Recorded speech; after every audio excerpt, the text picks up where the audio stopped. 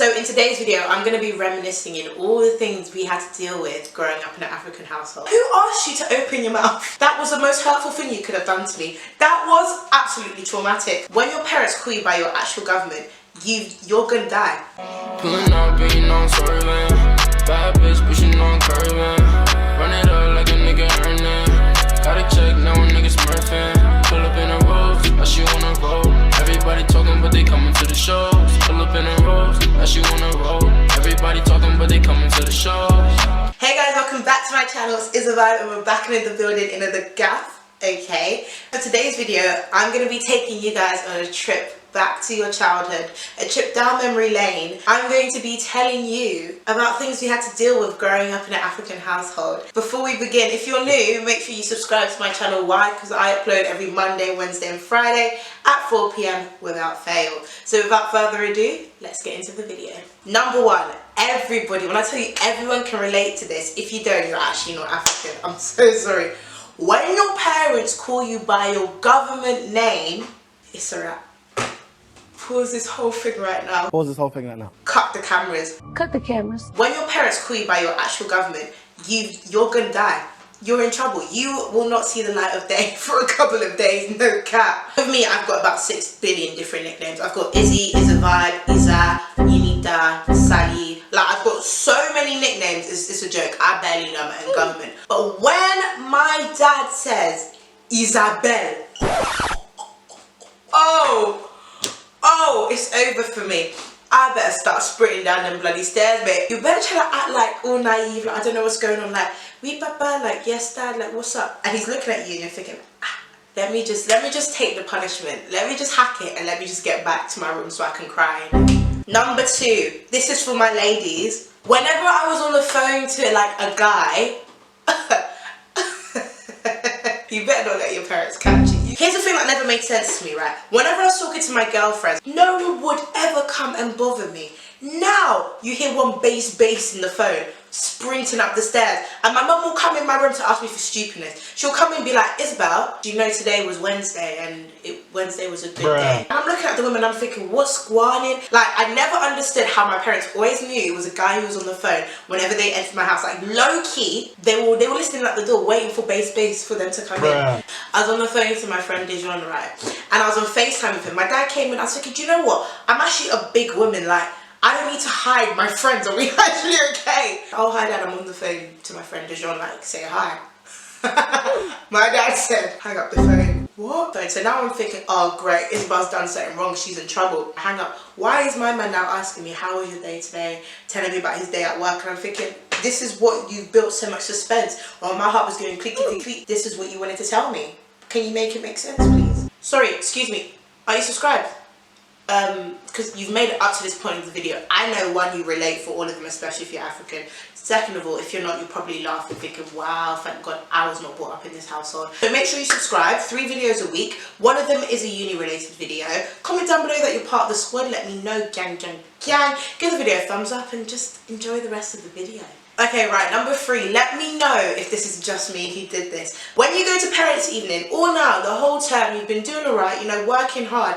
Now, your teacher wants to get a fat attitude and she wants to be playing games with my life. You want to be telling my parents that I talk too much, that I'm disruptive, that I'm not working as hard as I can, that I'm not reaching my full potential. You want to play those games. You want to put my life at risk. For what? For your ego. So now your teacher's talking. I'm literally looking at her like this.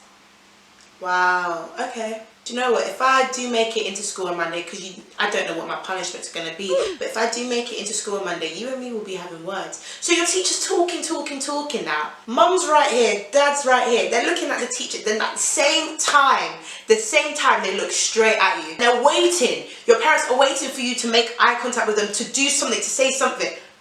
If you know what's good for you, you will not look at them. You hear me? You will not look at them. So here I am, looking straight at my teacher like this. Got these 2 pairs of eyes looking at me like this, and I'm thinking, wow, God, I love you, innit? Please, I beg, just save me this one time, innit? Please, save me this one time. The next one, this one, oh my God, the most annoying thing ever. Whenever I was going out, you would always do that thing where you try and sneak out quickly. You try to stick your head out the window. Bye, mum, bye, dad, love you, see you in a bit. Whoop. You get to the door. Unita, viens ici.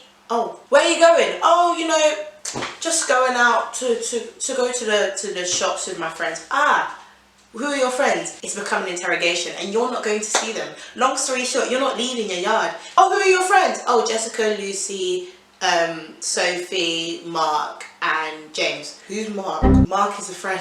Who's James? James is a friend. Are they boys? Bruh.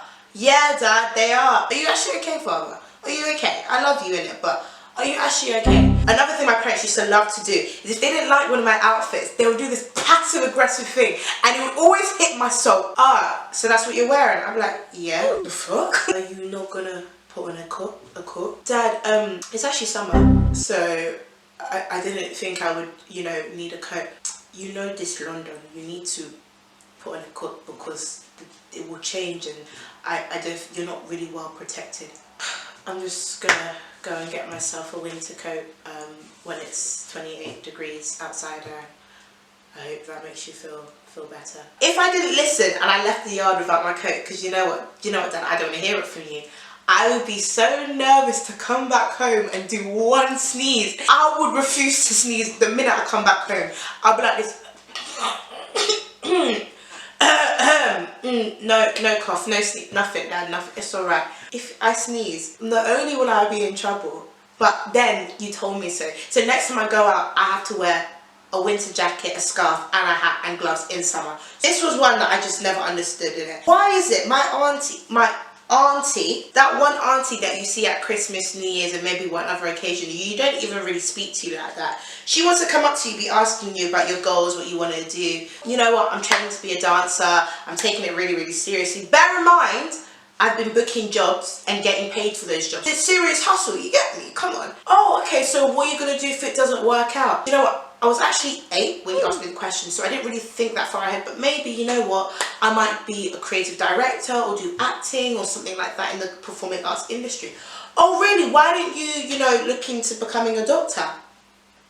What? I'm flabbergasted. What? Who asked you to open your mouth? Honestly, irrelevant family members are asking me, oh, so what's your plan B if your dancing doesn't work? Are you going to become a doctor or a lawyer? The closest I will be to a doctor is playing a doctor in a drama. So make it make sense. Make it actually make sense. Because all now, when I was booking these shows and I had 3 front row tickets for the O2 or for Wembley Arena, you really wanted to hop on it. You really wanted to come and see me perform, didn't you? Make it make sense. Alright, for the next one, this one actually used to burn my chest so much because it was a thing of like, there were 2 types of African parents. You either had those parents who knew how to do their children's hair, or like they never wanted their child to be slipping in it. So their parents would do their hair every 2 weeks, do nice little braid, take them to the shop, nice one too. Me, my mother believed in making hairstyles stretch. Now, Mum, I love you. You know what? You've raised me to be a great person.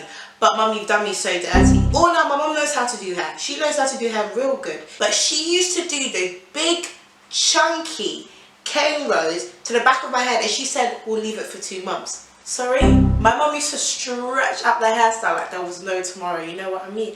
And you go to school, you're rolling around in the grass, don't ask me why, but you're rolling around in the grass, you're playing with your friends, you're itching up their hair because it's not moisturised, because why? You don't know how to oil up your scalp properly, their hair is looking a hot mess, this plait is out here, it's looking all shuckle, you're waiting for your mum to do your hair, she said absolutely not, you still got to wear it in for another month. This is why I was not rated. What? How can I be walking around with grass in my hair, looking like a freaking tumbleweed? Please make it make sense. You actually love me. You're not about to make me a laughing stock. Like, you've actually gone out of your way and let me go into school, walk on the public streets of South East London looking like that.